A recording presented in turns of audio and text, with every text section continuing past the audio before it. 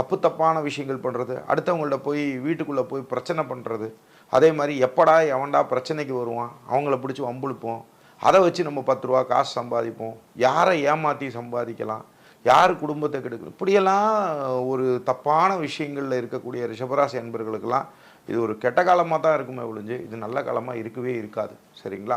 அதனால தயவு செஞ்சு சொல்கிறேன், அப்படி அந்த மாதிரி சிந்தனைகளில் இருக்கிறவங்க உங்களுக்கு தெரிஞ்ச ரிஷபராசி அன்பர்கள் இருந்தால் கூட தயவு செஞ்சு அவங்கள வார்ன் பண்ணுங்கள். நீங்கள் வேணால் குறித்து வச்சுக்கோங்க.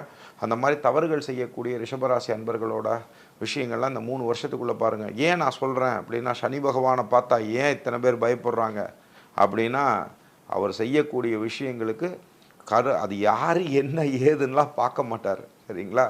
அதை தப்பு செஞ்சால் உடனே தண்டனை கொடுக்குறவர் தான் சனி பகவானுங்கிறத மறந்துட வேண்டாம். அப்படி நீங்கள் தவறு செஞ்சவங்களாக இருந்தாலும் சரி, தப்பு செஞ்சவங்களாக இருந்தாலும் சரி, இப்போ மாற்றிக்கிறதும் இந்த மாதிரி விஷயங்கள் பண்ணிங்கன்னா உங்களுக்கு நிறைய நன்மைகள் வரும்.